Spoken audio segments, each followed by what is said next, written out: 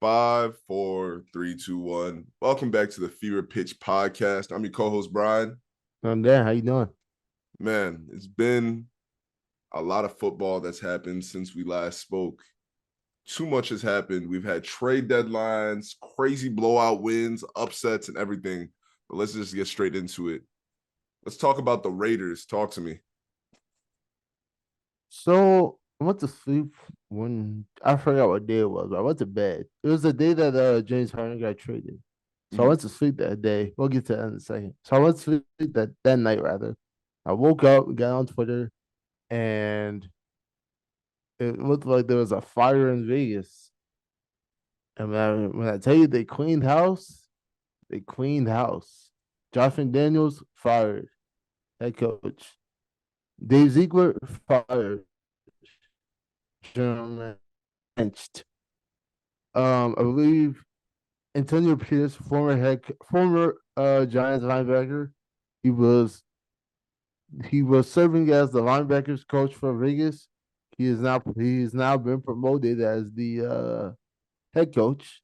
Champ Kelly is now the GM, and rookie out of Purdue, Aiden O'Connell, is now QB1. Antonio Pierce also has a little bit of experience coaching at Long Beach, probably high school as a head coach, and I think he was a D coordinator at Arizona State. So yeah, they blew it up and they are moving in a whole new direction. I will say though, NFL coaching contracts are fully guaranteed, and now they're paying between $40 and $80 million for two coaches that are no longer on their staff. That being Josh McDaniels and John Gruden. So, what happened here? Why did this happen? I mean, I mean, it's a combination of a few things. Um, they had to shake it up. You got one of the best wide receivers in the league, and he's not really a focal point of the offense. Jimmy Garoppolo is injury prone, and y'all gave him way too much money despite his injuries. He was coming off an injury. Y'all still give him all that money, and that may have been an act of nepotism because Josh Daniels has that familiarity with Jimmy Garoppolo going back to the days in New England.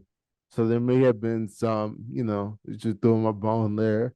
And I think the front office is realizing that we are a capable football team. We just gotta act like it. So they blew it up significantly. Mm. What do you think this means for them for the rest of the season? Is this full rebuild, or do you think that they're actually trying to go somewhere this season? That's a good question. I think they're at a point. They're kind of like in the uh, where are they? What's the record? Because they just beat the Giants on Sunday. So now I think they're 4 and something. Let me see. Yeah, they're 4 and 5. So Mhm. they're not, out of contention yet. I think they're kind of in that. This is at the point of no return. Whether it's we want to win or we want to rebuild, it starts now. Yeah. So we would have to see how the rest of the schedule pans out. They have the Jets, the Dolphins, and the Chiefs are the next 3 games. So I think after those 3 games, you'll kind of get an idea of how they want to carry it. Yeah. And I've just seen something right now. It says that Devontae Adams is loving this change, right? He's even Yes, ripping up former head coach Josh McDaniels, yes, saying what did he say? He said when asked if when asked if official went to the game on Sunday, the official confirmed section 312 right at the 50 man. It was then that Adams appeared to take a shot at McDaniels. It's going to be better now. I can tell already. Good vibes. I love it, man, said the official. So he's very much happy with the decision, very ready to move on from McDaniels at head coach. And I look forward to seeing Devontae Adams getting the ball more. I know Josh Jacobs, he got the ball a good amount in the last game, and they came out of this with a victory. Against the Giants, mm-hmm. yes, but still with a victory nonetheless. Josh Jacobs had 2 touchdowns, 98 yards on 26 carries, and I hope they start to mix in Devontae Adams some more. Absolutely. Antonio Pierce, fun fact, is a former linebacker for the Giants. He won the Super Bowl with the Giants when he was playing, Mm-hmm, and he also played for the Commanders as well. mm-hmm, But in prior to this head coaching gig, he was the linebackers coach in Vegas. He was coaching that in California at Long Beach Poly, mm-hmm. and he was also coaching at Arizona State. So he has the experience, and it's great to see a black coach getting another opportunity and to get your first win under all these pretenses. It's amazing. I'm saying, right? Let's talk about this win. What did you think?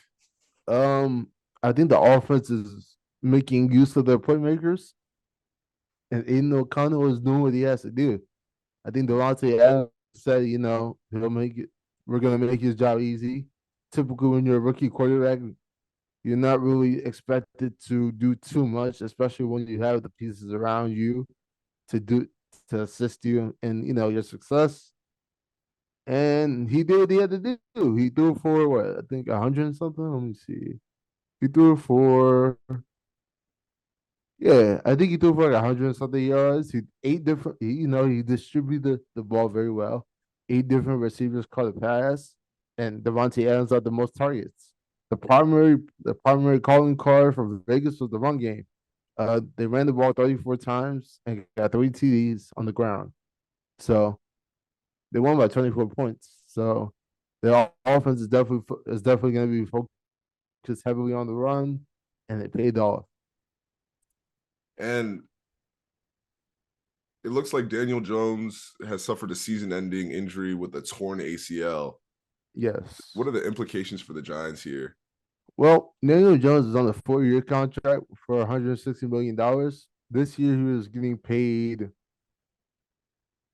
Uh, oh, I don't have the figure that he was making this year, but I think this is year one of his extension. If not, the year one will be next year. Mm. So, if they were to move off of him, it would have to be within the next 2 years because he has an out then. But they kind of cap stricken. Mhm. I wonder how this is gonna affect Saquon Barkley because he's a free agent next year. If the season were to end today, the Giants would have the number 4 pick in the draft. And I So and I think they desperately need a pick going forward. Um, yeah, if you're Saquon Barkley, you're looking at this team, right? They brought him back on a what? It was a 1-year deal, I believe, right? yeah, So you're entering free agency. Where are you going if you are Saquon Barkley? following the money.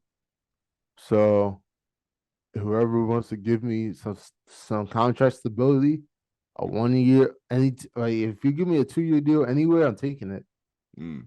So the Giants might. I think they can franchise tag him. I don't think he will play on it, but yeah, if I get any type of long term sustenance, I'm taking the deal immediately. I think some teams that could get Saquon next year are, and I may be biased, Of course, you are. the Ravens. Anyway, I think though we are doing great with Gus Edwards, we'll talk about what we just did this past game. Um, Saquon Barkley being an addition to the Ravens, and additionally some other teams that could use Saquon Barkley. What comes to your mind? well, I mean, the thing about the Ravens is like, are y'all gonna be a running team or a passing team? I think Saquon Barkley wants to be getting the lion's share of the work on the ground, and We're y'all. always run first. Okay, well, y'all like to distribute the work as we've seen. Yeah, So I think he wants to be somewhere where it's like he's in the 35 carries a game. But then again, the more Trevor retires, the less sustainable you're going to be. So I do say, I think him being paired up with Lamar Jackson would ease some of the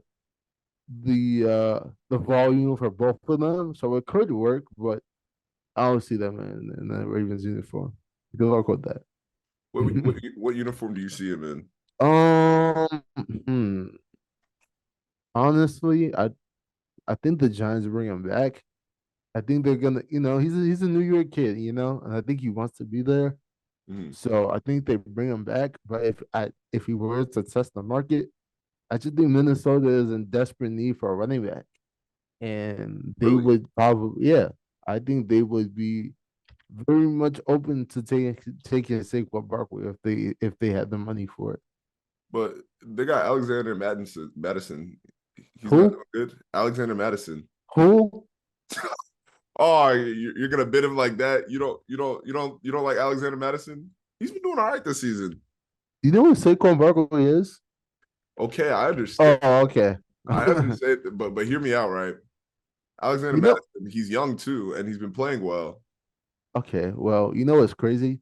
And since we're talking about the Vikings, they traded for Cam Akers this season while Alexander Madison was still there. And unfortunately, Cam Akers is torn his Achilles again. Mm.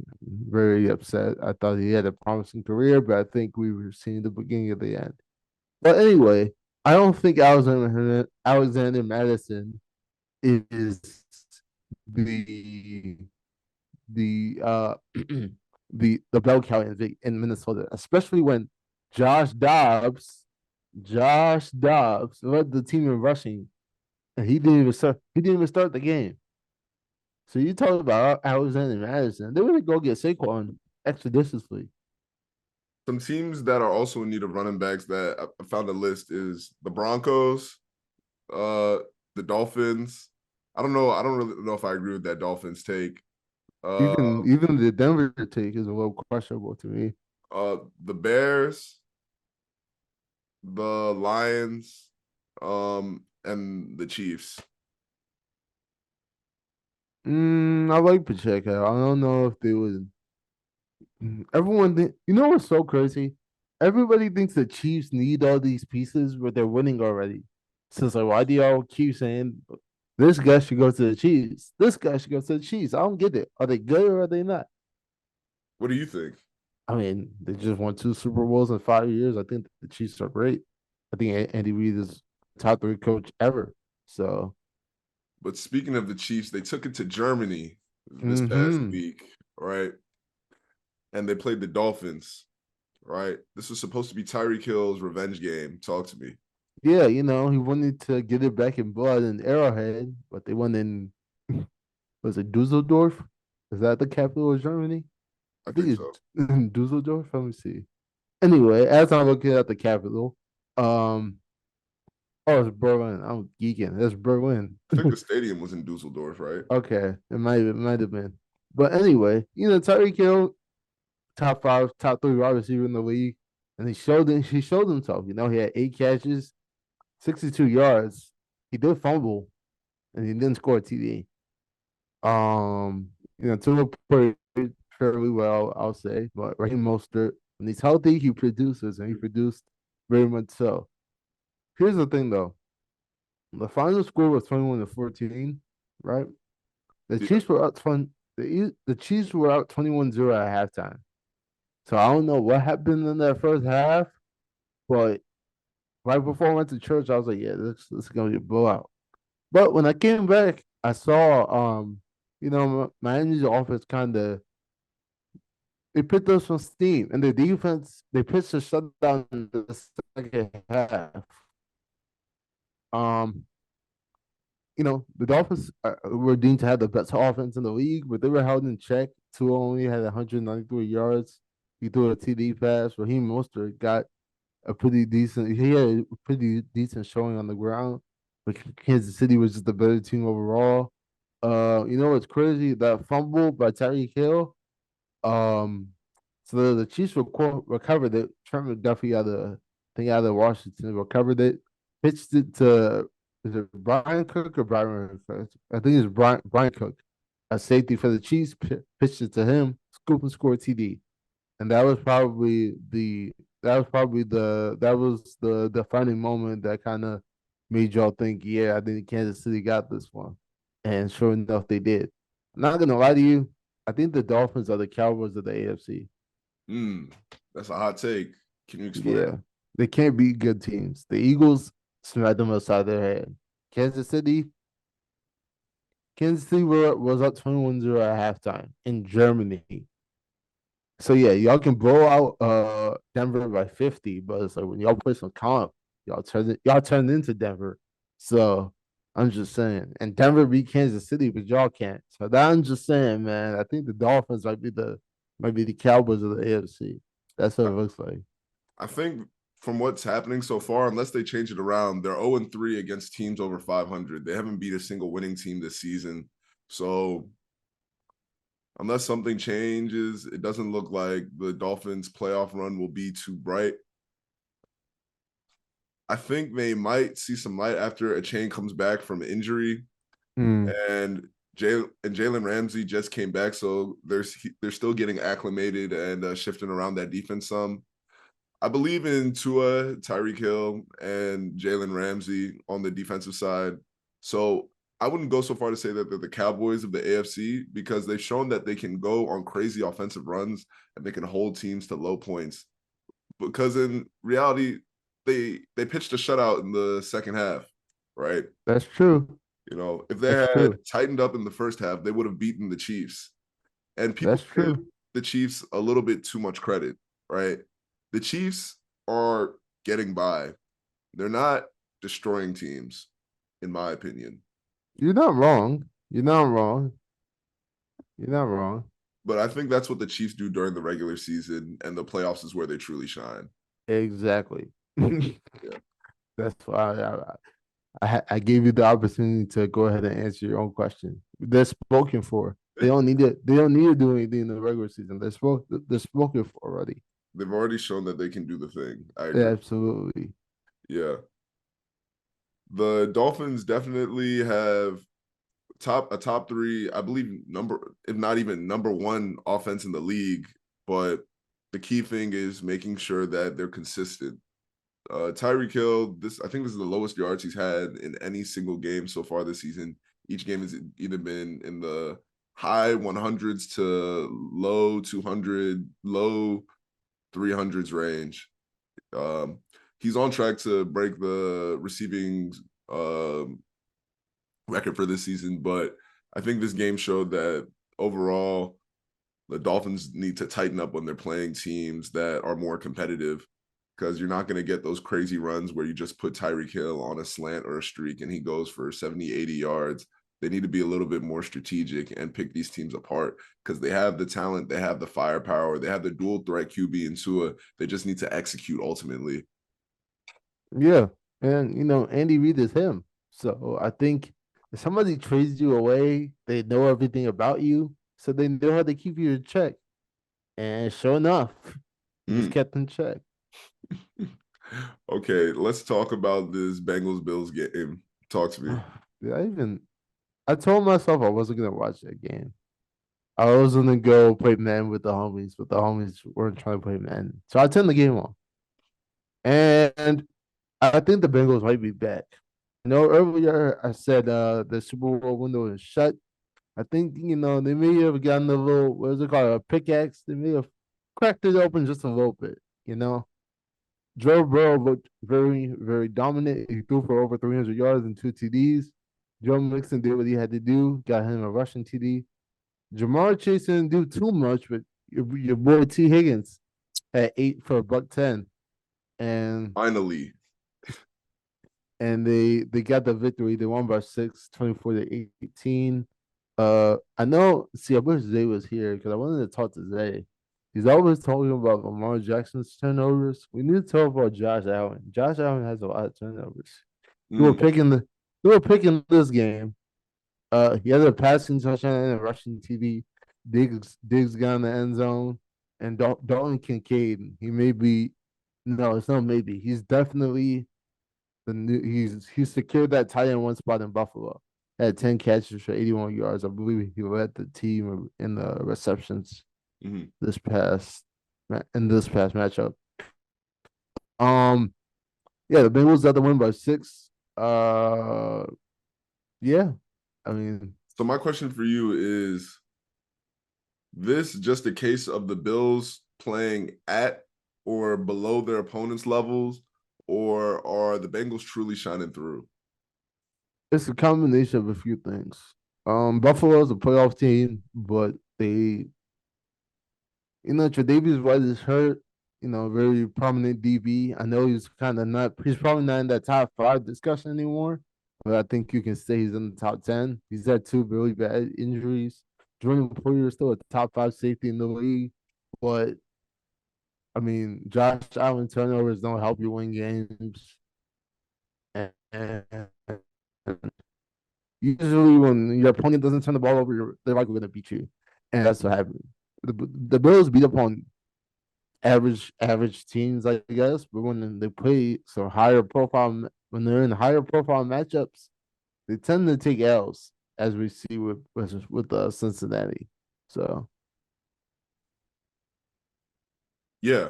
So my thing with the Bengals is I never counted the Bengals out because the Bengals always start every season slow. They that's have to true. get into the groove of things. I don't know what it is, but those first few games, that's like when they knock the dust off from preseason or the summer. And Right. they always go on a run during this stretch of the season. Um, so everybody knows the AFC North is cold and the strongest division in football. So I'm not surprised that the Bengals are bouncing back and beating the Bills here. The Bills haven't been too strong here, but it's clearly shown that they are a contender in this season. And I'm excited to see what happens for the rest of this season. Mm-hmm. Absolutely, me too. Playoff picture is looking very interesting. Absolutely. What's the playoff picture looking like right now? All right, so if the season were to end today, I believe uh-oh. All right, if the season were to end today, I believe the number one seed would be in the AFC would be the Kansas City Chiefs. Am I right about that? Let me see. As soon as my screen turns back on. Yes. The Chiefs, if the season were to end today, the 7-2 Chiefs would be the one seed, so they have a bye. The 7-2 Ravens will be the two seed. The Jags at 6-2 will be three. The Dolphins at 6-3 will be four. The Steelers are at 5-3 will be five. The Browns at 5-3 will be six, and the Bengals would have the seventh seed in the playoffs. Wait a minute. The entire AFC North is in the playoffs. It's Let's a seed. talk like we really need to talk about this because people aren't talking about this enough. And I need people to recognize the AFC North is the toughest division in the NFL. If the season were to end today, the Buffalo Bills would not be in the playoffs. But the entire AFC North will be in the it will be in the playoffs. Every team in the AFC North is at least 5-3. Yep. At least. Yep. The proof is in the pudding, Sure enough. right? The proof is in the pudding. And salute the other teams, but clearly we see who's rising above the flock. Hmm. Uh-oh. Got you a little double. That's a little double entendre right there. You know, I'm not a rapper, but you know, sometimes I'll hit you with a little verbiage. But what do you Yeah. think about Yeah. this? Even looking at the NFC side, right? I Yep. know everybody they were talking about the Lions' loss against the Ravens, and where they were trying to say that oh, the Lions played poorly and things of that nature, right? But when you truly look at it, the Lions are slated to be second in the NFC North, or they're Mm-hmm. first in the NFC North, and they're second. They're slated to be second in the NFC. They're 6-2. Yep. They are 6-2. You could argue. Wait, who's that They have a second better record loss? than the 49ers right now. Who's that second loss? They lost to somebody that they should have beat in the overtime, right? They had an overtime loss to somebody early in the season. I think the Um, Lions' second loss was against. Seattle. So they lost to Seattle before they lost to y'all. And y'all just beat Seattle. Oh, we'll So definitely talk about that. Don't even worry. Don't even. yeah, and they lost to Seattle in overtime. So they could easily be 7-1 as well. Mhm. But this doesn't surprise me. Jared Goff is I've, I've been telling y'all about JG, man. But telling y'all about JG, man. That man JG gets it done. Hey, you know, I believe it. I don't think the Lions did bad setting themselves up for what they have right now. I think they've been strategic and they've definitely been smart. They've bolstered the defense and the offense at the same time while allowing themselves to be atop the NFC for a very which hasn't happened for them in a very very long time, right? for sure. When we look at the NFC right now, the what's really leading the NFC is the Eagles, the Lions, and the 49ers. Everybody else, I think everybody else is still in the hunt and it can be a toss up, right? Mm, You got the Saints, 5-4, Seattle, 5-3, Cowboys, 5-3, Vikings, 5-4. All of these teams can easily slip out of the playoffs because the Commanders are right behind them, 4-5. Falcons are right there too, 4-5. And people may think that the Bucks, the Bucks, Packers, and Rams are out of reach with just 3 wins so far on the season, but it's not unlikely for them to make a run this close to the end of the season. Right, we're about at the halfway point, and I think anything can happen in the NFC. The NFC is anybody's game right now. you know what I tell you about the NFL? You know what this stands for? Not for long. Absolutely. Right. So And with the Super Bowl slated to be in Vegas this year, I think we're going to see a very competitive playoffs with the AFC, but the NFC, I think everybody can look right now and say right now what's coming out of it is either the Eagles, the Lions, or the 49ers, just straight off the bat right now. that's a valid take. It's a very valid take. Mm-hmm. Very, very valid take. Right. But you mentioned the Eagles. Yes. I really don't like the Eagles, but I gotta respect the fact that they are 8-1. Yes, they are 8-1. They got the win like over Dallas this past Sunday. Controversial win, if you ask me. Mm. But Let's talk man, about it. the offense looked electric per usual.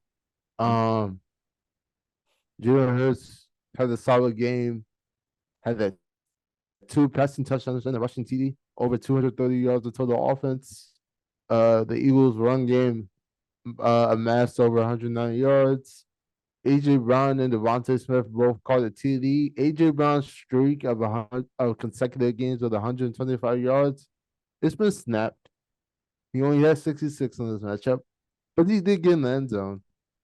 DeAndre Swift had 2 fumbles. Jalen Hurts had a fumble. He recovered it though. I think there was one small little injury scare, but he played through it, so I think everything is fine. Recently acquired, recently acquired Kevin Byard. He had 9 tackles in his. I think this is his season debut. He had 9 tackles Nice. and no turnovers forced. Surprisingly, despite that, Dallas took the L, but Dak did not play bad. Dak played very well in this game. Threw for over 370 yards, three Almost TDs. 400. He threw for 374, almost 400 yards. Yeah. He did get sacked 5 times. That doesn't help. Mm-hmm. The run game was okay. As a unit, they amassed 73 yards. Tony Pollard had 51 yards on 12 carries. So that's about four and some change per tote. That's not too bad. CD Lamb went off. Had a buck. He had a buck 91 on 11 catches. Um, I think I know we talk about the Ravens being the tight end factory, but the Cowboys might be right next to y'all. Jake Ferguson came out of nowhere, had 7 catches for 91 yards and a TD. I believe second year signing Jalen Tolbert. Jalen Tolbert also, is he a rookie? No, I think this is second year. So yeah, second year at South Alabama. Also got in the end zone. I think that's his first touchdown in his career. Michael Gallup didn't do too much, but he did have 2 crucial catches. And Tony probably got his fair share in the passing game as well. CeeDee Lamb, although he did have 191 yards, he did fumble. So that, turnovers can cost you the game, and you saw that be the case. On defense, Micah Parsons had the sack and a half. Jones also had the sack. Demarcus Lawrence, at one point he was considered the face of his defense. Didn't really do too much in this matchup. Only had two tackles. And yeah, it's a close game. You could argue that the refs were in the Eagles' pocket, but at the end of the day, Dak can't pull it off. I think this game came down to the fourth quarter, right? Yes. And primarily what was seen is that Dak is a capable quarterback. I think he's shown himself, Mm-hmm. right? Especially these past 2 weeks. He's capable of producing and doing well. And it's about the little things and the details that are going to keep the Cowboys from winning.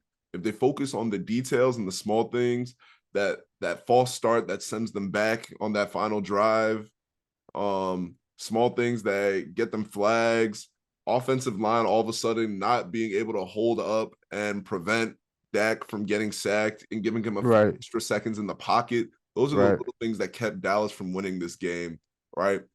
But I think this game showed that Dallas is capable and that they are hungry and they want to stay in this season. They're 5-3, and I think that they're only going to get better from here. And this this loss against the Eagles, it was a marginal one, 5 points, right? They get that touchdown on that last drive, a victory. Yeah. So I want to give Dak his flowers because he's shown that he's capable, right? I don't know if that makes him capable in the playoffs, but for right now, he's shown that he's able to get the job done. Tony Pollard got it done as well. CeeDee Lamb got it done as well. And Dak did what he had to do.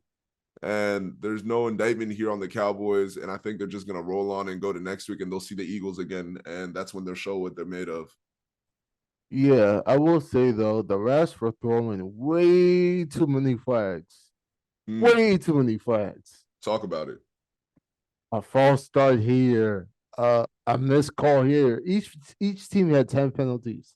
Mm-hmm. Uh, Watching this game, I was like, wow, they're really trying to get this game to Philly. Mm-hmm. Like, well, I think they called a roughing the passer call that was kind of cheap. I don't think they should have called that one. I know that they're trying to, save the other quarterback and all that fun stuff, but you didn't have to call it. And I think they gave Philly a first down and they ended up scoring on that drive. So there's things like that. I don't like when officiating can be a discussion of who was successful and who came out on top. I will say though, um, the Cowboys were in the red zone 5 times. They only cashed in 3 times. So Mm. that's also a very important part. You got to cash in when you're in the red zone, and the Eagles they went 3 for 3 when they were in the red zone. So that's something to of note as well. But Dak played very well. He didn't throw any picks. The O line couldn't really hold up. Eagles D line is what it is. So yeah. Yeah, it definitely is what it is at this point, but I think that a bigger discussion needs to be had overall in the league of the role that refs play ultimately down the stretch in games and Mm-hmm. how that can be more of a detriment to good football rather than us seeing these electric explosive games. Right, because it was that fourth quarter was crazy. Mm-hmm. Oh, flag here, oh, flag there, flag here. I was like, wow. Mm. It was still a really good game, but it's like when the officiating is that dominant, it's like, come on, dog, you stepping on the work again. Mm. Real. Stepping on the work for sure. But overall, how do you think the Cowboys will bounce back from this and fare for the rest of the season? If I remember correctly, I think I only had them winning. It was like after they play Washington on Thanksgiving, that December stretch, it gets dark. It gets dark. So Giants, that's a layup. They better beat the Giants. Carolina, that's a layup.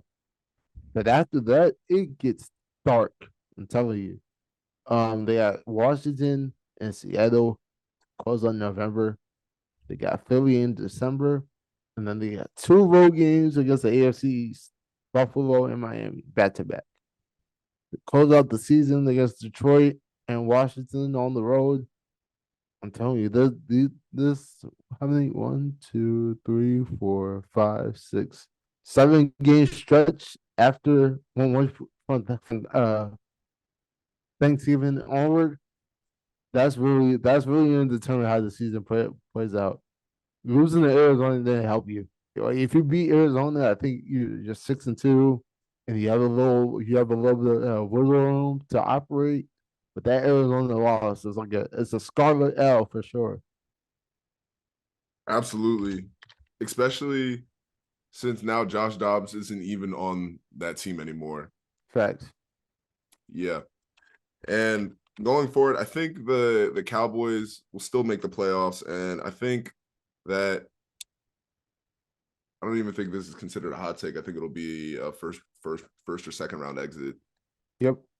And I think they'll do what the Cowboys do. And that's not an indictment on them. It's just that they need to fix whatever is going on with their coaching. Your head coach should not also be your offensive coordinator. But as they tell it was working in week one, but it's very easy when you put in the Giants. Yeah. And clearly we've seen that beating the Giants doesn't count or hold weight for anything. It's a fact. Yeah. But let me not rag on these guys too much. Let's talk about this Commanders Patriots game. You guys caught a dub. Yeah. You would wait. They called it dub. You're a Commanders fan, Dan. Let's be I serious. watch football. Okay. Shout out to my guys still in the league. You know who you are. I watch football. Mhm. Anyway, the Commanders they didn't clean house, but they moved two key pieces of their D line, Chase Young to San Francisco, Montez Sweat to Chicago. The Bears gave Montez Sweat a big bag, by the way. Just a big bag. What'd they give But him? let me see. So once he got traded to Chicago, he got a 4-year contract for $98 million.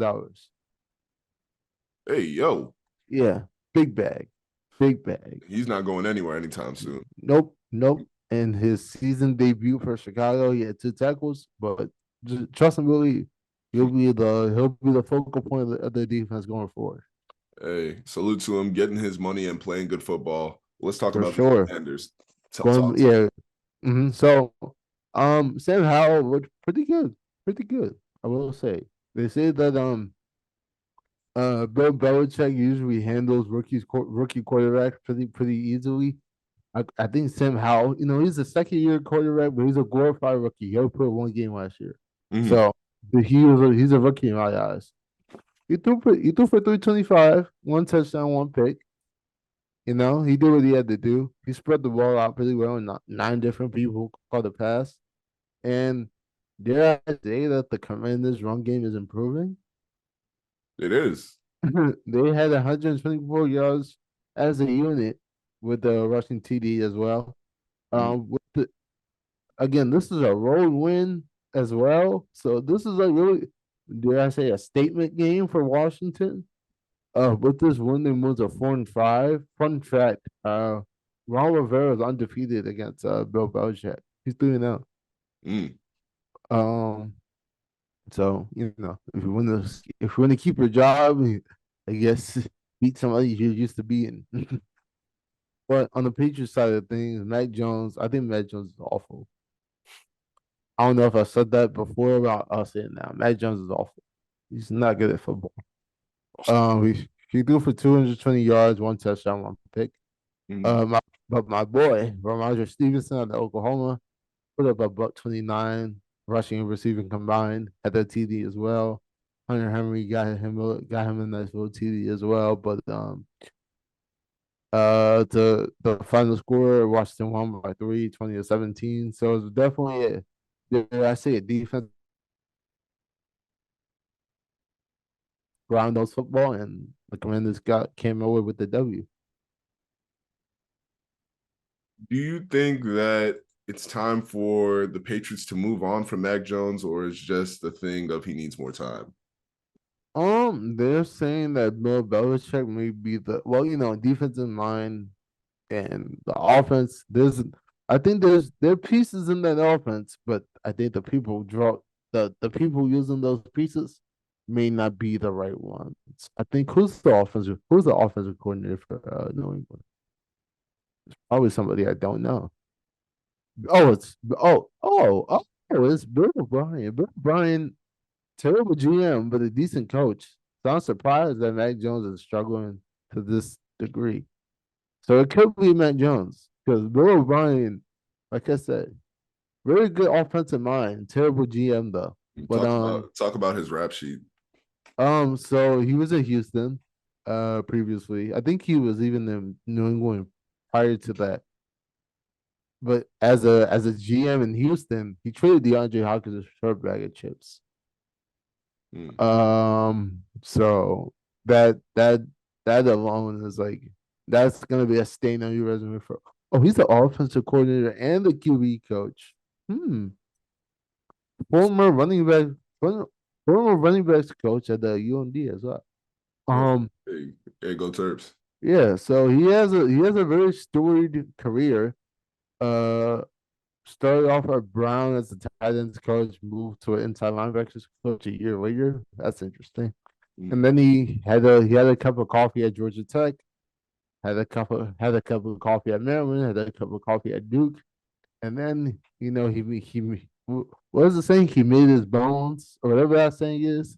The bulk of his career, he's been in New England as a offensive assistant, then a wide receivers coach, then the QB coach, then he was an OC, and then he went to Penn State for a cup of coffee, went to Houston for a cup of coffee, went to Alabama for 6 years. Then he went to Alabama for a cup of coffee, and now he's back in New England. Um, Once you trade DeAndre Hopkins for David Johnson and the NPC, I kind of don't really trust your acumen as a GM. So that's that. But as far as drumming up offense, you're spoken for. I think you're good enough. So at that point, I think Matt Jones is the issue. Hmm. So, what pick are the Patriots slated to get now at 2-7? If the season ended today, they would be picking at number five. Five. They had the fifth pick in the draft. I don't think Williams will fall that far, but Caleb Williams to the Patriots doesn't sound too bad to me. What about JJ McCarthy? Remember we talked about this. The Michigan guy coming back, and They would have to to, tank for another season. JJ McCarthy's not going to the NFL next season. oh, he's not. Where? Yeah, I'm pretty sure he's staying another year. Hmm. Hey, I don't mind that as a fantasy football Unless player. unless I'm sorely mistaken, he may be. Let But me see. Let's I see thought what. I'm under the impression that he's still staying at Michigan. Let's see what let's see what Google is saying. Which underclassmen should stay in school? Oh, since we're talking about Michigan and the Patriots, JJ McCarthy actually passed Tom Brady for the all-time passing yards at Michigan. So shout Oh, out to him. But yeah, it appears that they're saying that he may possibly just come back for another year. yeah, I'm he's a not young guy. sure. He's not even 21. Yeah, yeah, he is the number one player that they said as far as what should we call it? As far as like potential prospects that should look to next year's draft. Well, 2 year the 2025 draft. JJ McCarthy is the number one QB on this list. So we shall see. I We shall believe it. see. I definitely believe it. He's been balling out for Michigan. That's for sure. But as we move off of the Patriots game, I think we reached that point in the episode where we gotta talk about the Ravens. Please, my brother, go ahead. Let's talk about the Ravens. Listen, All right. let's talk about it. The Ravens are the best team in the NFL. Not a hot take. That's a fact. Cold Lamar facts. Right? Jackson, electric, simple, right? Lamar Jackson doesn't need to throw touchdowns to show you guys that the Ravens are the best team in the NFL. Odell with a touchdown on his birthday, Lamar coming out the game early. This is typical Ravens play at this point.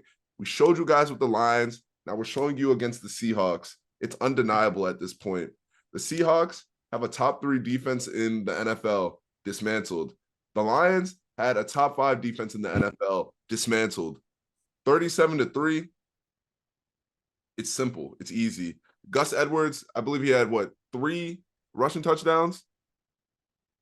Two. Yeah, two. He had 2 rushing touchdowns. And Keaton Mitchell, he broke off this game. He showed you guys that he's here to play. We've been waiting to bring him back from his injury, but now he's back. And he showed you that he's here to play football. 9 carries, 138 yards, 1 touchdown. He's averaging 15 carries per 15 yards per carry. And he showed that he's here to stay. And that's why when we were talking about Saquon Barkley earlier, I was like, Saquon maybe, but really this duo of Gus Edwards and Keaton Mitchell is going to be a good rotation going forward. If everybody's able to stay healthy and we're able to keep playing at this level, because what Lamar has shown is he can throw the ball, he can run the ball, he can dish the ball. How you want it, he can serve it. It's like a ghost kitchen at the Ravens, right? We make everything. Ghost Kitchen is crazy. You know, whatever you want, we got it. That is fire. A ghost kitchen? That's fire. Oh my goodness. You know what I'm saying? The Ravens are the ghost kitchen of the NFL, and we're here to stay. That's fire. Oh Yeah. my goodness. Like the little blue menu, you can get a burger or you can get some chicken. Come shop. Come shop. So, you know me, I do my research. Keaton Mitchell went to East Carolina. A few other people went to East Carolina. Gardner Minshew, Vontae Leach, former Raven Vontae Leach. Isaiah Likely. No, he went to Coastal Carolina. Oh, yeah, you're right. My fault. Ernie Byer went to East Carolina, but the one name that jumped out to me was CJ2K. He also went to East Carolina University. Mm-hmm. And I bring up CJ2K because, Chris Johnson, one of, at his peak, he was arguably the best running back in the NFL. Mm-hmm. And Keaton Mitchell, to debut and put up a $138 and a TD, I'm just saying, we may be seeing something. I know a lot of people like to say Devon the Chan may be the closest than to Chris Johnson in the league right now, but hey, Keaton Mitchell may be right next to him. Another fun fact. Mm-hmm. Keaton Mitchell's dad, Anthony Mitchell, won the Super Bowl with the Ravens. Is this the second coming?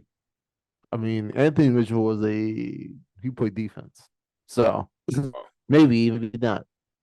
But Keaton Mitchell, they both went undrafted, by the way. Anthony Mitchell and Keaton Mitchell both went undrafted. So maybe this could be something, During his playing days, Anthony Mitchell, he returned I think it was a blocked field goal or something. He returned it 90 yards for a touchdown in the playoff game, which was, I think it was the first playoff game in that Super Bowl run in 2000. So Anthony Mitchell is definitely very much beloved in Baltimore, and Keaton Mitchell may be heading on that path as well. Let me just give you some stats from this game that I don't think people are talking about enough. The Ravens had 515 yards of offense in this game versus the Seahawks 151. 217 passing yards to 123. And now this is the biggest thing, right? The next stat, the rushing yards. And this is why I tell you that the Ravens are, to the bone and the core, still a run-first team. We'll distribute the ball when we have to, but we are run first. 298 rushing yards to 28. 300 to 30. You don't call that apples to oranges. You call that trees to plants. That's a forest to a pot, man. I'm trying to tell you. Man, that's what I'm trying to say. let's see. The record for most rushing yards by a team in one game. Oh, it was 423. But 300, that's definitely the most since like the last couple of years. I believe. Let's see, since 2000. Let's see what the record is because that 423 mark was reached in 1950. My dad wasn't even on this earth yet. So since 2000, oh wow, 407. Okay, since 2010. I don't think it's like up there breaking any records, but it was a good game. Yeah, yeah. I mean, how it's not often you see a 300-yard rushing performance by a team.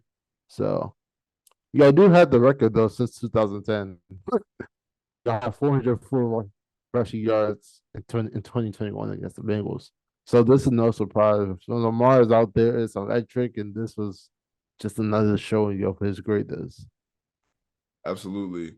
And I will say one thing we do need to work on is the fumbles. We had two fumbles lost this game, no interceptions, which was great to see, but we need to work on the fumbles. The offensive line is which a few years ago, the Ravens offensive line used to be like the Achilles heel. Everybody was always injured, nobody was healthy. But with Tyler Linderbaum and Ron Lee Stanley in full motion, things are going great. And that's why this is another hot take. Teams need to pick more linemen in the first round. Yeah, I mean, this is a thing. This happens. Tyler Linderbaum might go under the radar as one of those picks that people don't think about for a few years, but that might have been one of the best picks that the Ravens made within the last 3 years. Hmm. Hmm. You have a You might be center, on to something. you have a center essentially for 12 to 15 years, Mm-hmm. right? And he's going to be a staple. Out of Iowa, he's corn fed. That's a big boy, Mm-hmm. Mm. you know. Farm boy, you know? Exactly. Right. But yeah, So, I don't want to belabor on the Ravens. To me, the Ravens are no, not even to me. I think it's consensus that the Ravens are the best team in the league right now. And the power rankings show that, yeah, I don't there's not much to say.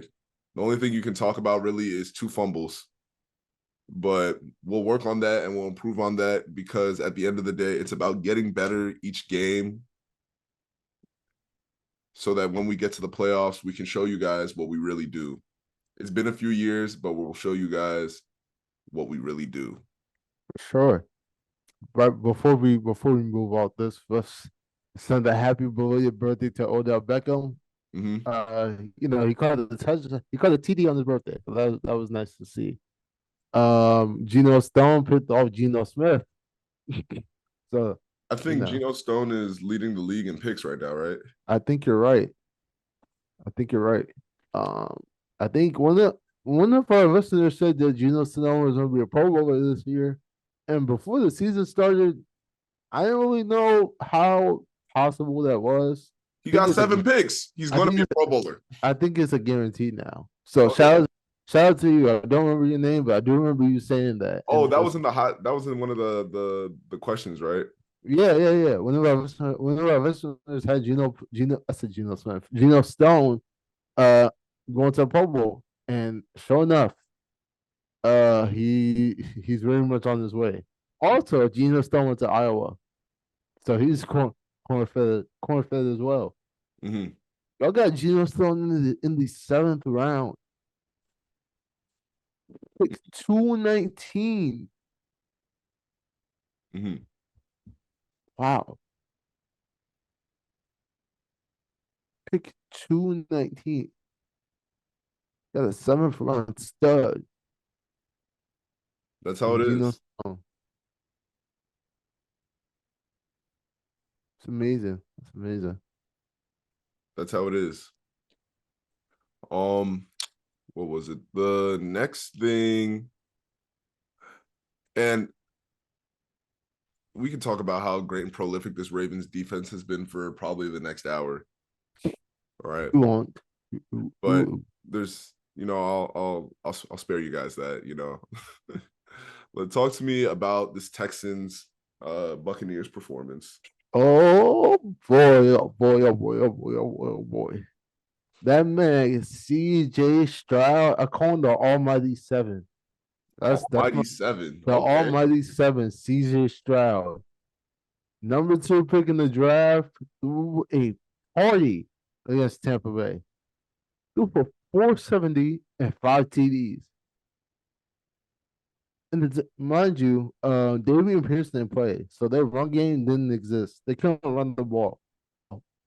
CJ Stroud threw for 470. This is a rookie quarterback. Threw for 5 TDs. This is a rookie quarterback. Mm. He threw no picks. This is a rookie quarterback. It's the almighty seven. And mind you, he was doing three different receivers went for over 110 yards and 4 different receivers called a TD. And mind you, he had a game winning drive. This was probably one of the best games I've seen by a rookie quarterback ever, Mm. ever. Ever. He went crazy, and I think he's put a firm grasp on the offensive rookie of the year award. I think you can already start making his nameplate, putting that on there. He has 14 touchdowns and 1 pick. He has over 2,000 yards. He might make a Pro Bowl this year. That's a rookie. I know Bryce Young got the W against him, but 1 week later, threw 5 TDs. Bryce Young he didn't throw 5 picks, but he threw 3 picks. So it's levels. That's all I can say. CJ Stroud was phenomenal this game. Think the proof is simply in the pudding with the Texans. And I tried to call it out week one when they had a better showing than the Texans typically have against the Ravens, right? Fact. When I saw that, I was like, the Texans are going to be on an upward trajectory with CJ Stroud. I think CJ Stroud even said, like, it may have been a few weeks ago that he's trying to put the Texans back on the map. Houston A Texans fact. deserves a football team that they can stand by and be true to. All right, so let me give you some accomplishments. But I'm telling you, this is the almighty seven, bro. Talk to Highest highest single game passer rating by a rookie quarterback. He had 147.8. It's the highest in NFL history. He threw for 470. me. Most passing yards by a rookie quarterback in the game in NFL history. Hmm. He's the youngest player ever to throw for at least 450 yards. Hmm. He's the sixth player in NFL history to throw for 450 yards, 5 TDs, and no picks. It's the Hmm. almighty seven, bro. CJ Stroud is a problem. And the Panthers, y'all are idiots. I'm not gonna lie to you. Y'all Why? should Why? take him number one overall. Y'all Who should the have Panthers take? Bryce Young. Mm. A 5'9". I mean, he won the Heisman. I'm not gonna lie, like Bryce Young is okay, but it's looking like Bryce Young is 5'9". yeah, he may be shorter than that. Oh, he's 5'10". He's 5'10". Okay. But yeah, the Texans made the right decision, and we're seeing it through and through. Um, I think I will say though, they're saying that Bryce Young may be a little more raw, so he may need a little more time to develop. And CJ Stroud was a little more polished going into the draft.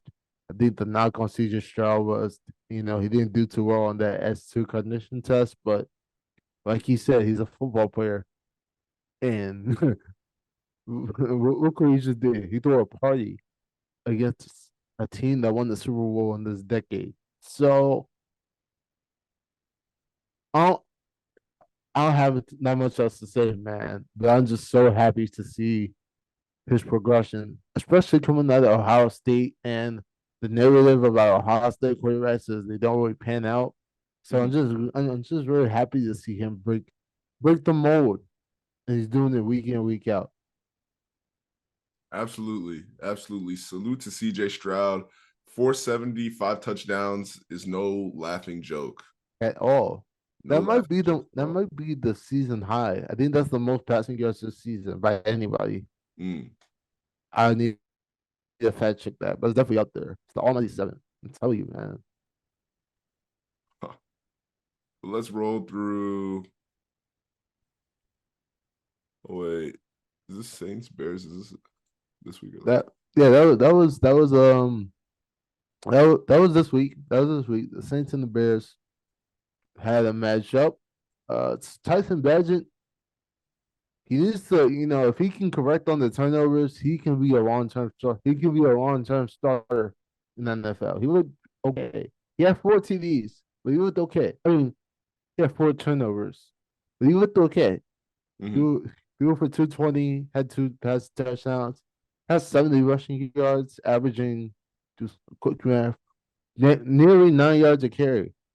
Deontay Foreman, I don't know, man. DeAndre Foreman, he may make a Pro Bowl this year. He had 83 yards on 20 carries, averaging over 4 yards a carry. Darnell Mooney finally is looking like a usable wide receiver again. So I'm I happy to see that. I had to drop him from my fantasy team after like week 3. I couldn't rock. Yeah, I think Justin Fields was the problem, respectfully. Mm. Cole Kmet had 2 TDs, Moore had 3 catches and lost the fumble. Let me tell you something about DJ Moore, right?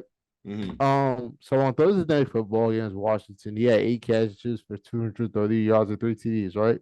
Yeah, Since then, so that's like what, 34 games since then.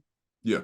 He has 20 catches, 204 yards, no TDs. So I'm not really sure what's going on, but Spike Week, whole night. Mm. That's what, that's what it's looking like.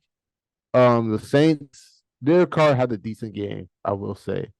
Threw for 200 over yards, 2 TDs, no turnovers. Taysom Hill. All right, so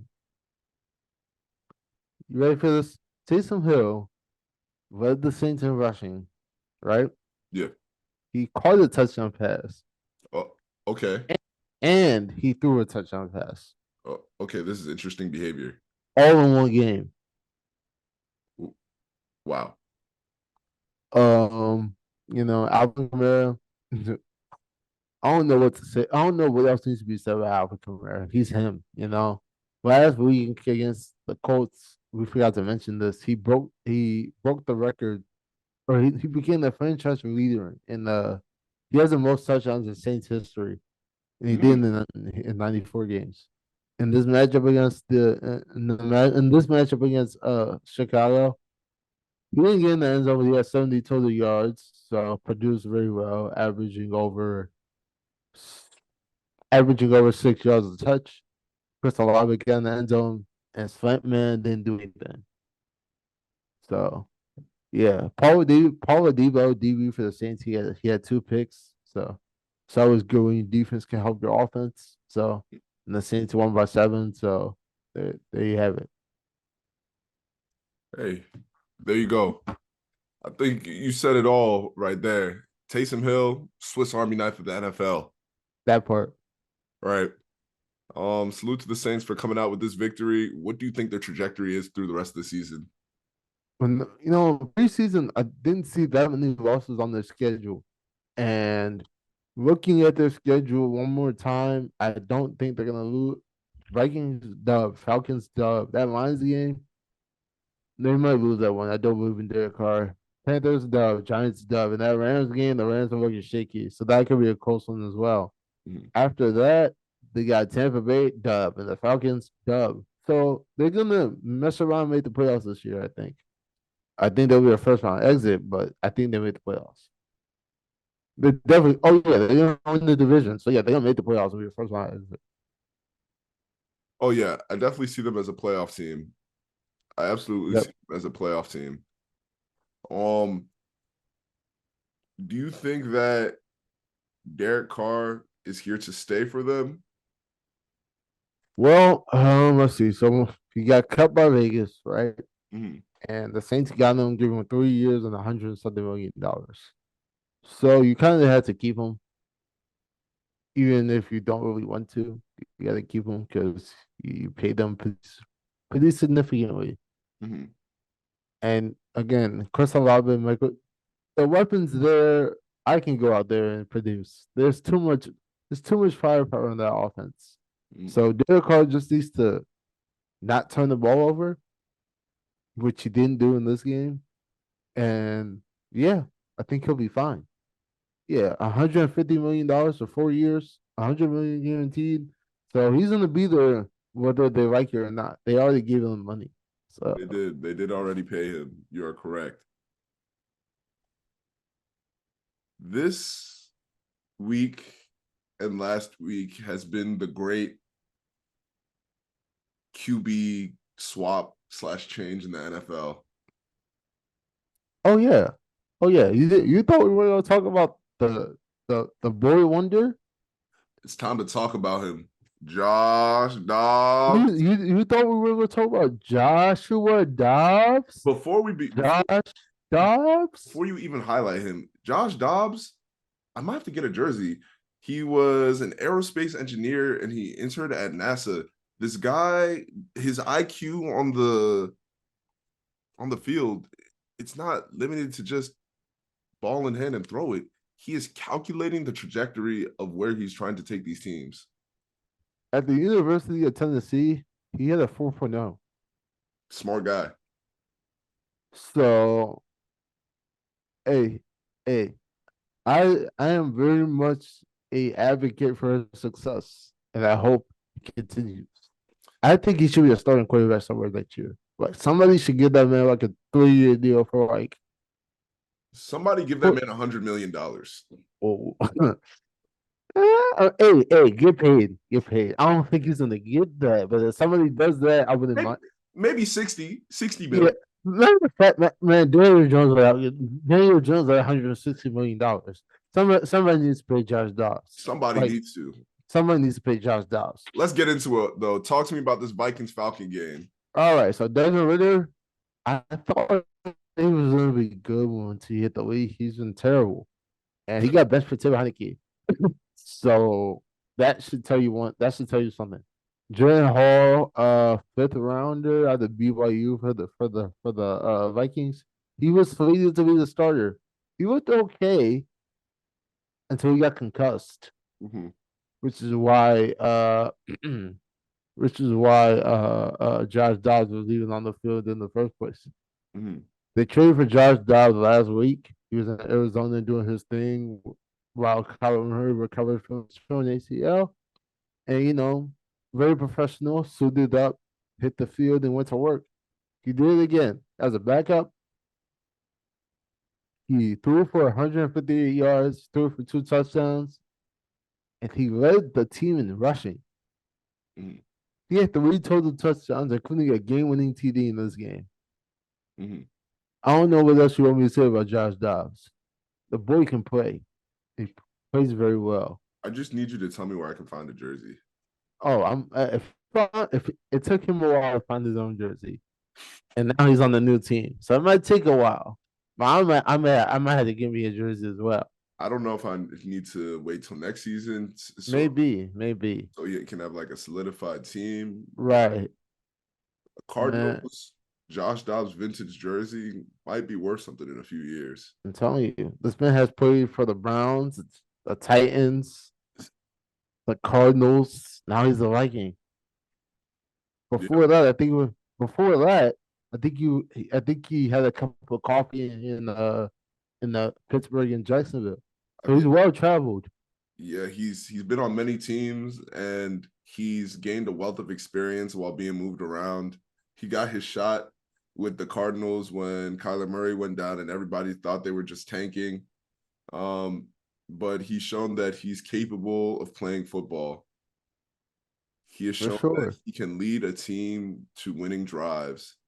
For sure. Shown that he's not just some nameless QB.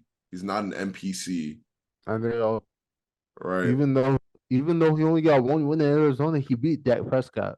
He So did, and he had a bunch of close games. What are his stats on the season? so on the year he has a 60 well in Arizona, he had a 62.8 completion percentage, threw for nearly 1,600 yards, 8 TDs, five picks. So about decent, fairly decent. He also contributed on sneaky mobility. I'll say. Let me see if I can get the rushing stats for you real quick. On the ground, he put up thus far. Come on, come on. On the ground thus far, he's amassed I think over 400 rushing yards and a few rushing touchdowns. Let me see if I can get the exact numbers for you. But it's clear that he can play. See, like I had him in my fantasy league, and I dropped him because I thought Jaren Hall would be the starter. And then Jaren Hall gets concussed, and Josh Dobbs does what Josh Dobbs does, makes plays. I'm hoping I can pick him back up before somebody else does because he's valuable, and he's shown his value time and time again. Where do you, On the oh Go keep ahead. going. No, keep going. On the year, he's eclipsed over 40, 60, over 100 rushing yards, 3 rushing touchdowns, including a rushing touchdown in his Falcons debut. He has 3 straight weeks of rushing touchdown. So the boy can play. I'm telling you. Absolutely. Absolutely. Where do you think a good long-term place would be for Josh Dobbs for next season? It could be Minnesota. It could be. I know Okay. they drafted Jaren Hall, but you know, I think you want to make use of the veteran presence in the locker room, especially with you have some seasoned you have some seasoned skill players there. You know, Justin Jefferson is already in year 4. TJ Mhm. Hawkinson's like in the second year 6, I think. So I think Minnesota should at least consider keeping at least bring him in as QB2 and let them fight for QB1. If not, as far as teams that need a quarterback and might be able to get him, let's see. Off the I top of think my I think this head, man can be a Raider. I'm just gonna go off of the bat and just say that right now. He can be a Raider, and I think the potentially, ball to Devontae Adams very well. potentially. I like Aiden O'Connell. You know, Aiden O'Connell's not bad, but you're not wrong. It looks like NASA is calling him the pastronaut. I don't know if that'll stick, but I do see that NASA Glenn has called him the pastronaut. So you gotta salute this. Let me tell you something. They say that the head coach Kevin O'Connell was translating the play calls mid huddle because he hasn't really, like I'm pretty sure he hasn't even unpacked his bag yet in Minnesota. So I'm sure he was dissecting the playbook in real time. Was he And he, supposed to play in this game? no, What happened? Jaren Hall got a concussion. Oh, So they had to put him in. Jaren Hall is a rookie at BYU. And mm. he started the game. He was playing pretty decently, but he got a concussion. So Josh Dobbs had to come in to save the day, and that he did. Wow. He's a journeyman. Yeah, yeah, He's a journeyman, and I think I don't think I can say this enough, but he needs to be on an NFL roster somewhere next year. absolutely, He needs to.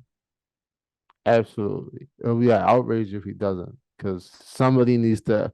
You wouldn't even have to pay him all that much. I think he deserves a respectable backup quarterback deal, but you don't got to pay him too much now. But he needs to be somewhere for sure. Hey, maybe on the Commanders. Hey, maybe if that's what y'all want, if that's, I think from what I'm hearing, I think the Commanders are very much secure with Sam Howell. But hey, as a QB too, Mm, hey, hey, but listen, let's talk about some other QBs, right? You were talking about Bryce Young earlier. Talk to me about this Colts Panthers game. all right. So Bryce Young went number 1 overall in the draft out of Alabama, right? Yeah. the Colts got the W, but hear me out, hear me out. Bryce Young threw 3 touchdowns, right? Yeah. One of them went to DJ Chark, right? Yeah. Wide receiver for the Panthers, the LSU. My guy, DJ Chark. The other touchdowns went to Kenny Moore. Okay. So he threw he threw 3 TDs. Okay. But They only had 13 points. I'm confused. wait. All right, so listen. Kenny Moore is a corner for the Colts. Ah. So he threw 2 pick sixes in this game. Mm. And the Colts won by 14. I'm not the best at math, but 2 touchdowns is 14 points, and you threw 2 pick sixes. You kind of cost your team the game. Just saying. Mm. Um, the Colts offense, they didn't do much, but they did what they had to do. Yeah. The defense really carried. Um, the Panthers' run game was actually solid, but you can't do that much when your quarterback throws 3 picks. Yeah. They say that the best thing you could give a rookie quarterback is a solid run game. Hmm. They ran the ball very well, but when you're throwing through, when you're throwing through, when you're throwing touchdowns to the ops, it's like, oh, we can't really help you. Mm. Um, so if you ask me, I think the Panthers should have took CJ Stroud first overall Mm. because right now they're 1-7. Hmm. But hear me out. They're 1-7. If the season ended today, they would have the second pick in the draft, so they could get somebody, right? Right. But the Bears own their first round pick, so Mm. the Bears robbed Carolina because they got DJ Moore in the first round pick and all those other assets, and it's looking like they're gonna potentially get Marvin Harrison Jr. If the season were to end today. So DJ Moore and Marvin Harrison Jr. That would be a crazy wide receiver room, hypothetically. Yeah. Frank Reich is trash. He as a this is his first time as a head coach. He was a head coach in Indianapolis for a decent time, about 5.5 years. 41 wins, 40 losses, 1 tie. Well, slightly above 500. Yeah, trash. Um, he's coached the likes of Philip Rivers, Carson Wentz, Jacoby Brissett, right? These are more taller gentlemen, like 6'2", 6'3", like 240 pounds, right? Frank Reich, he's been in the playoffs. He's had 3 winning seasons, but he claims that he doesn't need a big quarterback to win games. That's what he said. Mm. The notion that he only can succeed with taller quarterbacks, he was trying to debunk that. Is he succeeding, Brian? No. Okay. He says in the 2012 draft, he was high on Russell Wilson. He thought highly of Russell Wilson. So it says he doesn't read into the notion that he only puts his stock into, taller quarterbacks. And I think this would be the suggestion as to why he took Bryce Young. But obviously, like you said, he's not succeeding. So what is it saying? If you do something 1,000 times and you try to expect a different result, you're insane. Yeah. I think he's insane. Listen, do you think that he will stay as the head coach for Carolina? Or do you think that this is the beginning of the end for him? He just got there, so I hope not. You kind of have already tailor-made your franchise. You Mm. took you took Bryce Young to win overall, and the last thing you need to give a rookie quarterback is rotating coaching. Yeah. So you should stick with them Yeah. to at least not stagger his development. But who knows what they do? What they'll do? Okay. So we've talked about the games this week, right? The notable ones. Yep. Give me the DK top five teams in the NFL right now. All right, D top five. All right, all right, all right. So number one, give me as soon as I pull up my list. Do I have my list here? Power rankings. Your top five. What's your top five? Talk to me. All right, all right, all right. So number one, I got Baltimore. It could be, but there may be some bias here because I don't like the Eagles. So and I think Lamar Jackson is playing a lot better than Joe Hurts right now. So number one, give me Baltimore. At two, give me Philly. At three, give me KC. At four, I'll say Miami. And at five, I'll say Detroit. I Hmm. think that's my top five right now. Okay, okay. And to give you my top five, I think number one, I have to go the the Ravens, right? Just simply because of their dominant performances throughout the season thus far. The win against the Seahawks showed that we're here to play and we're here to stay. The win against the Lions was the beginning of that statement, and I think we've solidified it now. That's what. Number two, I'm going the Chiefs. Hmm. The Chiefs don't necessarily have the strongest receiver core or things of that nature on the exterior, but still they're 7-2. Patrick Mahomes and Travis Kelsey have shown that they are all they need on any given Sunday to get to a win. Isaiah Pacheco is getting mixed in there and doing good work for the Chiefs as well. At number three, I'm going the Eagles. The Eagles have had a lot of close wins this season, right? Yep. Yep. And I'm not saying they're pretenders, but I don't think they deserve to be number one. Have they had a single win with over a 10-point victory this season? I believe not. The Patriots, they won by 5. Eagles, they won by 6. Bucks, the The Buccaneers. Jets. They lost to the Jets. Yeah. They beat Tampa by going into the bye. Coming off the bye, they got Kansas City. L. But prior to that, they won by 9 and they beat the Rams by 9, kind of Oh. fluke, and they beat the Buccaneers by 14. Mm, They beat the Vikings by 6, and that game was horrible. mm, So yeah, the Eagles, you may be on to something. Maybe on to something. yeah. So what? That's 3. So 4.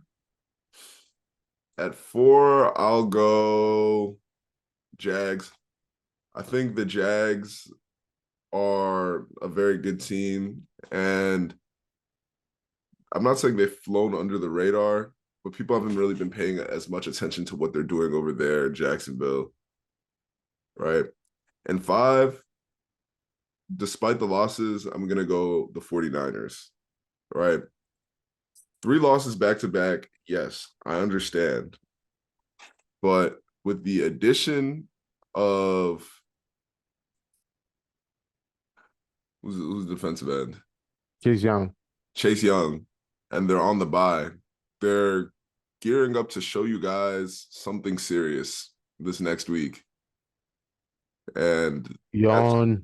what I see coming in. So to recap, my top 5, Ravens 1, Eagles 2. No, Ravens 1, Chiefs 2, Eagles 3, Jags 4, and 49ers 5. I'm not mad at it. Hey, San Francisco doesn't move me. So listen, and I completely understand that, but they move me. You know what I'm saying? mm, mm. All right. We talked about the Chargers game, right? Or no? The Monday night game? Oh, we did not. Oh, see, listen here.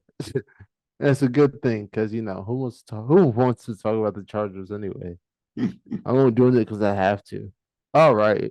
Okay, so that's Chargers matchup against the Jets on Monday Night Football.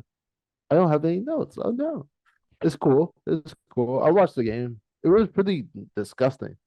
Uh, the Jets defense looked horrible. Like I was thoroughly shocked to see them play this way. Um, Prior to this, they're usually known to be the better. Like their calling card is defense. Robert Sala is the defensive-minded coach, but in this matchup, they weren't really that good. Their offense was worse. They had 2 turnovers. The defense gave up a lot of yards, but they kind of held the line towards the tail end of the game. The Chargers took a 14-0 lead, and that kind of was like that set the tone, and kind of did what they had to do. Justin Herbert didn't play all that great, but they won nonetheless. So I got a question for you real quick. Mhm. Are wins like a QB stat or not? Say it again. Are wins a quarterback stat or not? Are wins a quarterback stat? Yes. You're gonna have to give me a little bit more context. I know it doesn't, at the end of the day, you're supposed to win games, right? Yes. But like if you're putting up all these gaudy numbers and losing, can you be considered elite? I think you can still be considered elite while losing because then it becomes a question of coaching and personnel. Mm, If one player is throwing crazy numbers, and players are getting the ball, but the team is just not winning, is it a matter of are they choking? Are they messing up on key details? mm, Are is the team playing like a team? Are they playing team football? Or is that one player just pumping the stats, kind of like Russell Westbrook with the OKC Thunder, mm, right?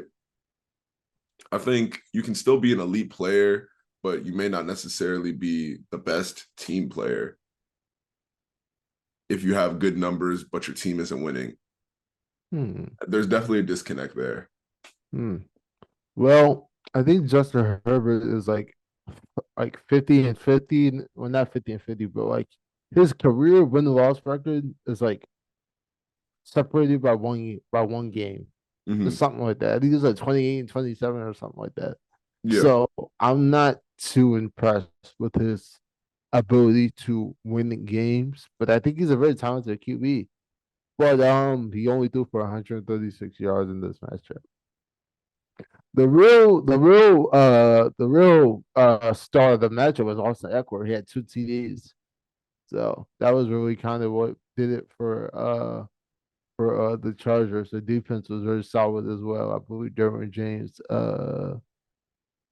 had a forced fumble, if I'm not mistaken. No, he recovered the fumble. Mm. Jordy Bosa also recovered the fumble in this matchup, in addition to 2.5 sacks. And Khalil Mack also had 2 sacks. So all this talk about Brandon Staley, but look at what the defense is doing. Hey, Going to work they are. through and through. I think this was a case of a bad performance by the Jets overall. They had I three agree. fumbles, they allowed 8 sacks, and they were 3 for 17 on third down. 3 for 17. Yes, I shoot better than that. exactly. Oh my goodness. They possessed the ball for majority of the time, but simply because of their offensive efficiency, particularly this third down stat, I think that's what aided to their loss because they had more total yards of offense than the Chargers. They possessed the ball for longer, and they had more yards per play, Hmm. but it was clearly more of blunders on the Jets' part, and I think they'll be able to patch things up. They have Zach Wilson, and he was just kind of thrown into the fray after being told that it's time for him to grow. So I think he's taking Mm-hmm. the time to grow. And this loss isn't an indictment on him or the Jets. It's just something they have to move on from and they can get better from. Garrett Wilson, he still had he averaged 11.4 yards per reception. He had 7 receptions for 80 yards. Tyler Conklin, 6 receptions for 66 yards. Uh, Solid. Xavier Gibson, 2 receptions for 32 yards. So the ball is getting out there. Yeah. They just need to do it at a higher volume and be more efficient, in my Hmm. opinion. Yeah, he threw the ball 49 times. and over seven. Let's see, one, two, three, four. Over seven Jets caught it pass, including Dalvin Cook, who isn't really going to utilize into this offense the way I thought he would. But nonetheless, um, that was their fumble times, so that's not something he should be doing. Mm-hmm. So that also contributes to the loss. Mm-hmm. And if Aaron Rodgers is truly on his way back, I think the upside. I think the Jets have the upside, but if he comes back next year, I think if they keep these pieces where they are, because it's all the young talent on the Jets, so if they can maintain this core. I think if you add Aaron Rodgers, you're a fighting team. And don't get me wrong, Zach Wilson's 4-4. It's not like he's playing absolutely horrible, but this was just a very bad loss. Absolutely. Now, right. Let's check the temperature. All right, We got some hot takes and some questions. that's good. All right. From J March _1. A Salute. hot take he has is Jameis Winston should be a starter in the NFL. And some of the teams he mentions are the Vikings, Cardinals, Jets, Giants, Bears, or Patriots. What do you think? I agree with all, but actually no, I agree with all those. Yeah, James Winston threw for 5,000 yards in a season. So with one eye, basically. So he should be starting somewhere. Where's Oh, Jameis Winston now? he's a backup for the Saints. Ooh. Wow. They should, if the Saints Yep. are smart, they should have moved him. Yeah, at the deadline, right? You would Yeah. think so. I think they realize that their car is damaged goods. So in the event that he misses time, you have a serviceable backup in Jameis, which is fair. Yeah, but I don't think Jameis Winston should be playing behind anybody. He deserves to be playing football. I agree. Former number one overall pick. So yeah, Absolutely. Yeah. And also to follow up, he says the Dolphins beat the Eagles if roughing the passer was never called on Wilkins. They then drove down and scored a touchdown. Would have been a momentum swing. What do you think? I mean that's fair to say, but you know, I do think the Eagles are the better team, and then the better team won nonetheless. I do think that the refs be kind of spoon feeding sometimes, but I don't think the Dolphins offense can't. I think the Eagles defense can keep the Dolphins offense in check. If Mm-hmm. they play 17 times, I think the Eagles go 11-6. Mm-hmm. Really, 12-5. 12-5. Mm-hmm. That's valid. Now, a question that was also asked is who do you think is in contention for the AFC championship? Kansas City, Baltimore, Oh, that's your list. Jacksonville. Oh, Yeah, Kansas City, Baltimore, Jacksonville. Everyone else is playing catch up. I agree. Um, And then I'll throw the Bills in there too. Why not? And uh, Cincy, I don't take it seriously. So yeah, that's the five. honestly, I'd rather throw the Bengals, Browns, or Steelers in there before I throw the Bills in there. I've I, thrown the whole AFC North at having shots at the AFC Championship before the Bills right now. I'm not mad at that. That's not an indictment on the Bills. I'm just saying that the AFC North has been playing out of its mind through these 9 weeks. Absolutely. Yeah. All right. So we had one more submission, right, from Mhm. Jackson underscore Smith with 2 H's underscore. Hot take: the Vikings will still make the playoffs even with Kirk Cousins out. I'm not mad at it, but you're wrong. Oh wait. No. Yeah. You're wrong. You're wrong. I was thinking they might win the division. I forgot the Lions are in that division. So yeah, you I mean, think that you think they're gonna be a wild card team? I don't think so. I'm I mean, sorry. let's look at the games, right? They got Josh Dobbs, right? Yep. This is this is something that can be. I think.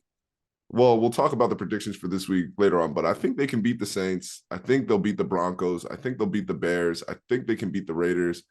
Bengals, L right there. Lions, oh. L. Packers win, and then Lions again. L. So I think they got like one, two, three, four, five. I think they go 5-3 through the rest of the season. We are that wow, we're really at the halfway point. I feel like the season is just started, really. Football moves fast, but guess what? The Absolutely. playoffs come faster. That's a fact. Yeah. What do you think about these games that Uh got coming up? can you give me the schedule one more time? All right, Saints Vikings, Again, New Orleans. Broncos, Yeah. Sunday night. I'm not watching that game. Uh, that's disgusting. I'll take Denver. you taking Denver over the Vikings? Yeah, I'll take Denver. Bears, Oh, also a Sunday night. uh, that's a Monday night game. Oh, it's Well, Monday night. my Oh, it birthday, is. Yeah. my Bears birthday, Vikings on a Monday night is crazy. birthday week, my birthday week. If Tyson Bagent can cut down, if Justin Jefferson is back, I'll take the Vikings. If not, give me the Bears. All right, Raiders, I'll take the Raiders. I like Antonio Pierce. Very good coach. Bengals, Let me not troll. I'll take the Bengals. Vikings. Oh, Lions, I'll take Detroit. Packers, I'll take many the uh, Lions again. L. So I you got have them Detroit. going 2-6 through the rest of the season. Yeah. Two and like one possible. So yeah, 2-6. 2-6. Whew. Yeah. That's a hot take right there. Yeah.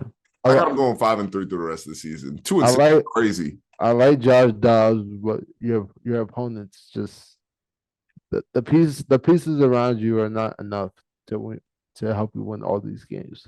I think they could still make the playoffs. Nah. But also from Jackson underscore Smith underscore should the Niners fire Steve Wilkes midseason if the defense continues to struggle? No, you just got Chase Young and you just got the other guy a couple weeks ago. Who was the other guy they traded for? Randy Gregory. So I think Steve Wilkes was spoken for, and I think the defense can operate very well Hmm. under his direction. I think a few duds here and there. I mean, Buck Purdy's not playing that good either. So you're How do you think this defense has been doing so far for the 49ers? yeah. I think it's what you think it is a solid defense as it's always been when healthy at least. And you're adding like I said, Randy Gregory, you're adding Chase Young. I think they're doing very well. I'm pretty sure they're top 10 in the league right now. Hmm. Let me verify that real quick. Wait, no, that's last year. I mean this year. They are currently the third best defense in the league and Hmm. the best defense in the NFC. So firing Steve Wilkes is a no no. I don't Hmm. know. I don't know why you would do that. That's valid. But now it's time for week 10 predictions. It's time to hear what you think, man. Week 10 predictions. Let's get straight into it. All right, Panthers, Bears. Give me the Bears, man. I'm taking the Panthers here. I think they'll bounce back. Colts, Patriots. I got New England. I'm taking the Colts. The Colts are a better football team in my opinion right now. Okay, sure. Ravens, Browns. I got Baltimore. Come on now. Bird gang, give me the Ravens. Packers, Steelers. Jordan Love is garbage. I'm taking the Steelers as well. Let's go. 49ers, Jaguars. T Law is him. I'm taking the 49ers here. They're bouncing back. Saints, Vikings. Give me New Orleans.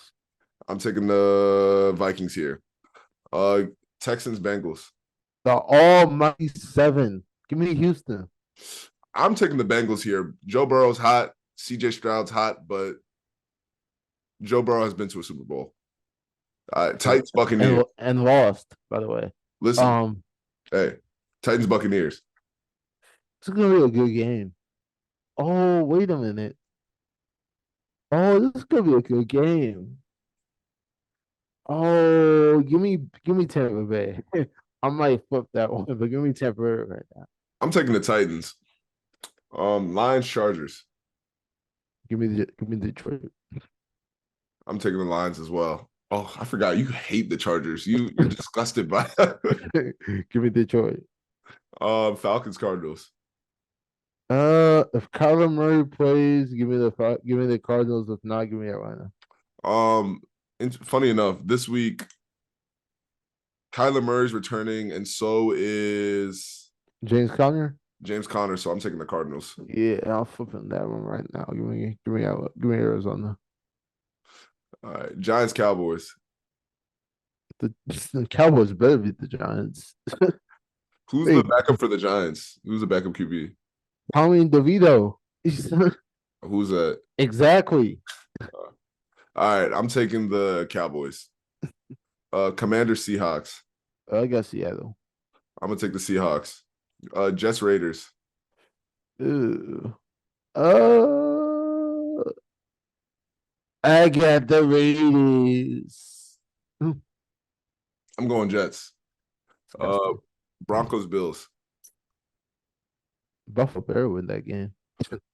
I'm going with Buffalo. They better win that game. Hey, this pod felt like a two-pack for real. I'm telling you. We covered a lot. We went through a lot. We got visuals. If you're listening on Spotify or iTunes, check us out on YouTube as well for the visuals. We'll be posting some more on our Instagram and social media. We got a lot more weeks of football and a lot more to cover. Be looking out for some more basketball content later this week. But as always, it's been Brian. And Dan, Thank you guys for listening, and we will catch you next time. Peace. take care.